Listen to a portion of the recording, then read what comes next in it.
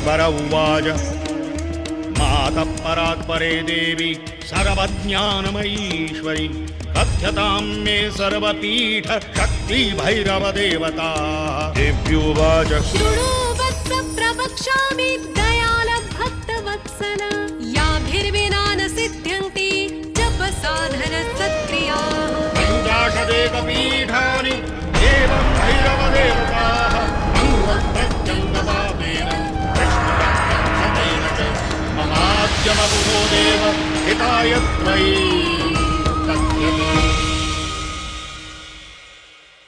नित्यां निरञ्जनां शुद्धा रामाभिन्नां महेश्वरीं मातरं मैथिलीं वन्दे गुणग्रामां रमारमाम् आद्यां शक्तिं महादेवीं श्रीसीतां जनकात्मजाम्।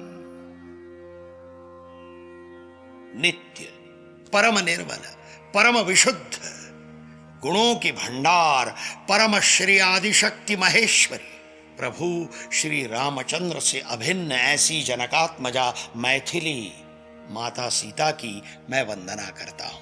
मित्रों, इस मंत्र में ये कहा गया है कि मां सीता का स्मरण करने से महापापों का भी नाश होता है।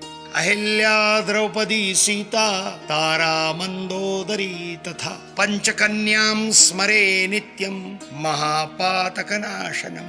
ये पंचकन्याओं का स्मरण करके महापापों का भी नाश होता है।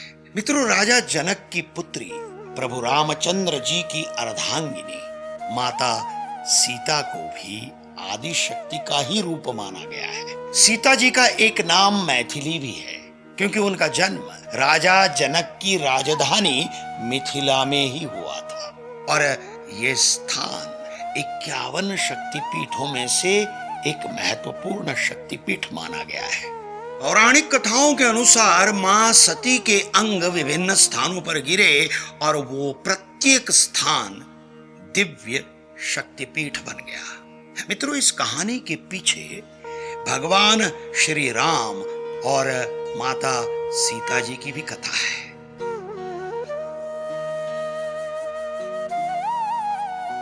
रावण ने माता सीता का अपहरण करने के बाद प्रभु श्री रामचंद्र माता सीता के विरह में अत्यंत दुखी थे।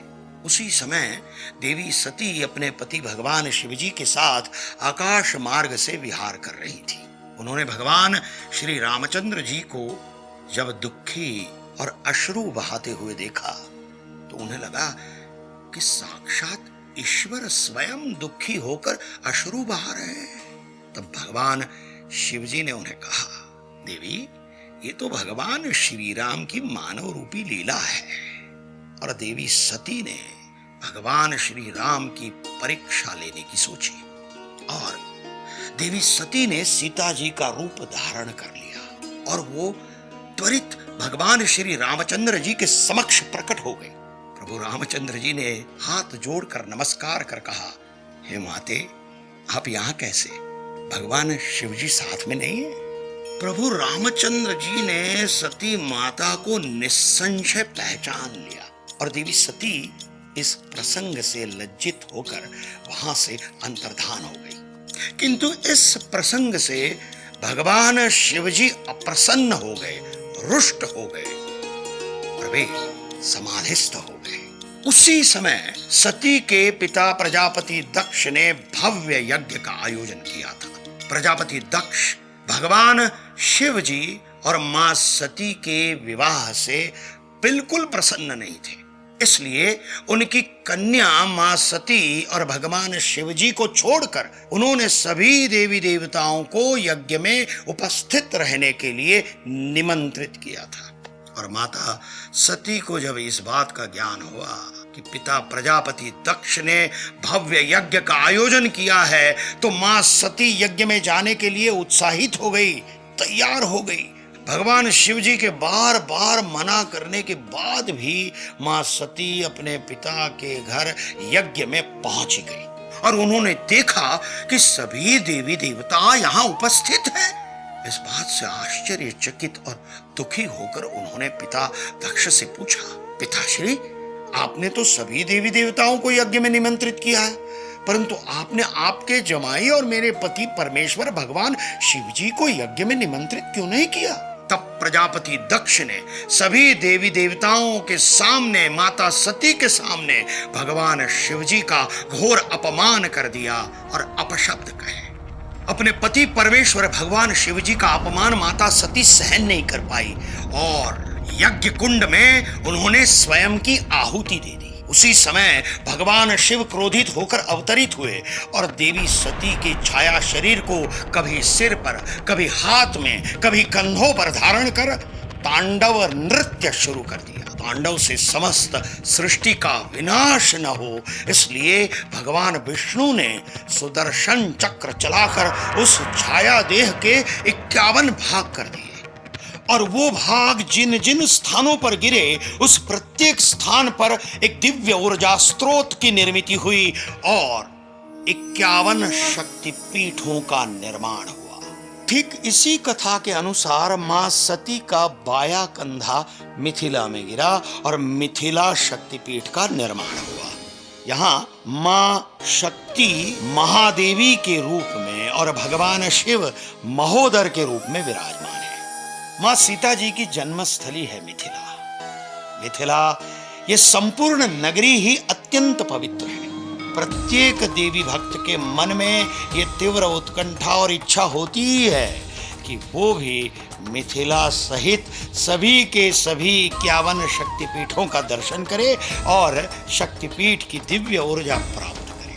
किंतु आज ये पवित्र 51 शक्तिपीठों में से कुछ शक्तिपीठ आज के पाकिस्तान, बांग्लादेश, तिब्बत, नेपाल और श्रीलंका जैसे देशों में स्थित है। किंतु इन देशों में स्थित पवित्र शक्तिपीठों का दर्शन इन देशों में जाकर करना प्रत्येक देवी भक्त के लिए संभव नहीं हो पाता। और इसीलिए हमारे भारत के आदरणीय प्रधानमंत्री श्री नरेंद्र मोदी जी, जो देवी मां जगदम्बा के अनन्य साधारण भक्त हैं, उनके मन में यह दिव्य विचार आया कि क्यों न सारे देवी भक्त एक ही स्थान पर जाकर सभी के सभी 51 शक्तिपीठों का दर्शन करें और एक साथ 51 शक्तिपीठों की परिक्रमा कर मां जगदम्बा का आशीर्वाद प्राप्त कर सके। प्रधानमंत्री मोदी जी के इसी पवित्र विचार और प्रेरणा से गुजरात में मां अंबाजी मंदिर के पास गिरी शिखर गब्बर पर्वत पर, जहां मां जगदम्बा का हृदय स्वयं विराजमान है, वहां सभी के सभी 51 शक्तिपीठों के मंदिरों की प्रतिकृति बनाकर मां जगदम्बा की प्राण प्रतिष्ठा की गई है। मित्रों, यहाँ सभी मंदिर केवल शक्तिपीठों की प्रतिकृति नहीं, अपितु यहाँ के शक्तिपीठों की पूजन विधि भी मूल शक्तिपीठों की पूजन विधि के अनुसार ही की जाती है। मानो यहाँ मां जगदम्बा साक्षात हृदय से आपको आशीर्वाद दे रही है। मैंने स्वयं यह अनुभूति की है। तो सोच क्या रहे हैं और देर किस बात की? चलो, बुलावा आया है, माता ने बुलाया है। चलो अंबाजी, माँ के हृदय के पास चलो। गुजरात पवित्र यात्रा धाम विकास बोर्ड और गुजरात टूरिज्म आपकी प्रतीक्षा कर रहा है। चलो अंबाजी, जय अंबाजी।